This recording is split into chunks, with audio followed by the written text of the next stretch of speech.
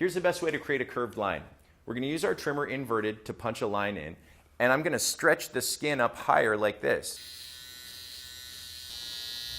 So you can see once we release that, it has a slightly soft bend, and that beard looks a lot better groomed. Hey GQ, as promised, I'm back, and I can't wait to clean this up.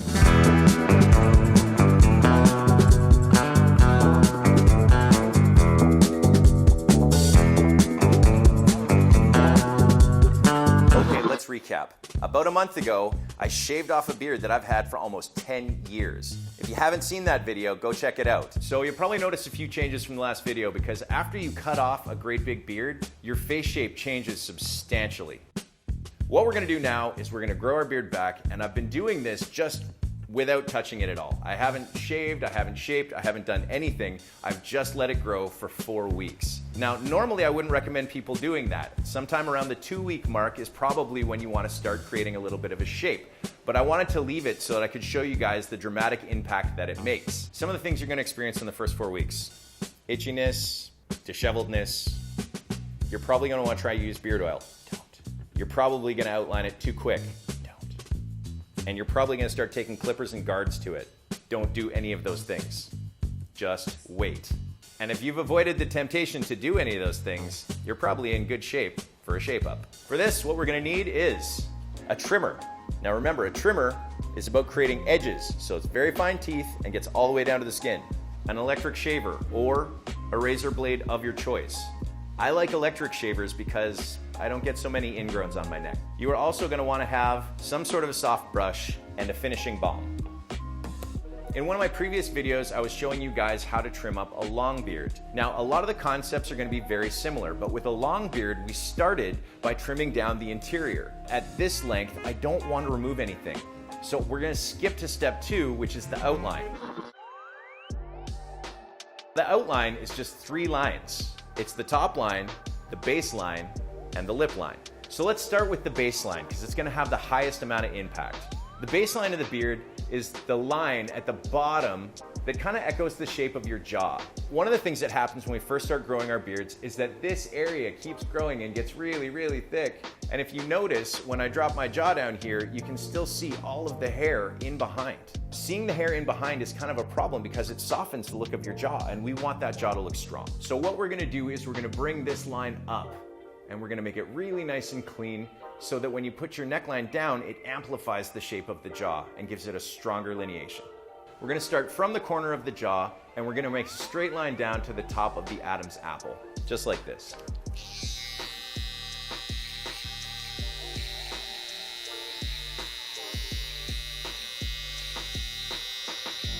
You can see we've got that nice strong line down now. We want to make sure we don't take that line up too high to the corner, this little corner of the jawline, because what happens is when you turn your head, that line lifts up and it sneaks up over top of your jaw, and that's what we call a chin strap. It's not that flattering. Now this hair down here has a tendency to grow upwards. To make sure that we don't just scrape this off using our trimmer, I'm going to turn it to the softer position here, and I'm going to work upwards into the line we created to remove all that nasty neck fluff. And I'm just going to take my soft brush, and I'm going to remove any shrapnel, making sure I get everything that's attached. And right back here especially. All right, now you can already see a difference from side to side. Now, let's get the other side and make sure we get that nice and even. So I'm going to tilt my chin back, go from the corner of my jaw. Now you'll notice on that side, I started a little lower and work my way higher. And the reason why I do that is because I want to make sure it's balanced on both sides. So on the second side, I usually start a little lower, I check to make sure it's balanced, and then I move it up as I need to.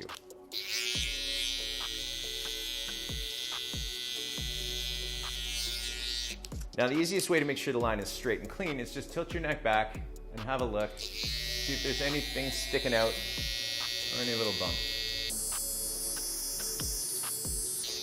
Now that line should descend slightly, so it's going to start up high and drop to a little bit lower, just like your jaw does. What our goal for this line is, as we grow our beard out, is to be able to bring this lower and lower and lower to match the front length of our beard. The big key here is that you don't want to see any hair growing on the neck behind the jawline.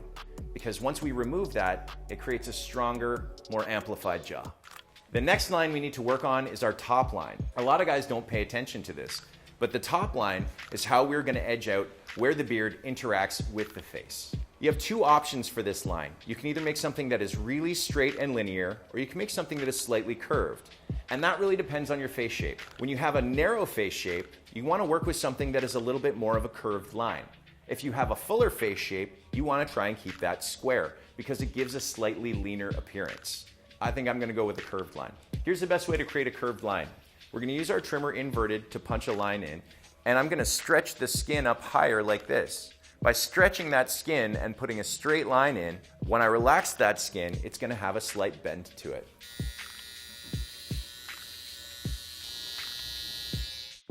So you can see once we release that, it has a slightly soft bend, and that beard looks a lot better groomed. Now I'm going to remove the hair on top of my cheeks with my trimmer, and I'm going to repeat this on the opposite side.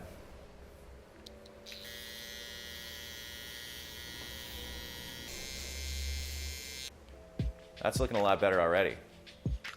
Now what we need to do is keep these pesky little hairs out of my mouth. They're really short, and this is maybe something that you won't need to do for the first even 6 to 8 weeks. But eventually that mustache is gonna start to overtake those lips. For this part, I usually like to just take my trimmer and just clean my lip line to make sure that when I'm drinking coffee out of a mug, it doesn't go all down my white t-shirts.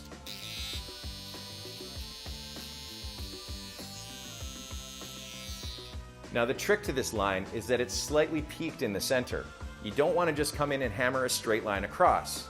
What you want to do is you want to angle from the center down towards the corner of your mouth, and again from this side down towards the corner of your mouth. You can do that by taking your trimmer and angling it before you press in to remove those hairs.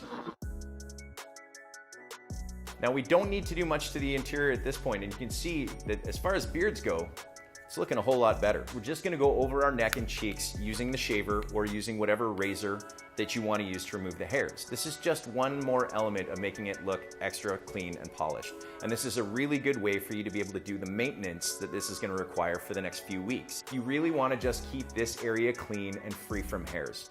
So I'm gonna take my shaver and I'm just gonna go over that and clean it up.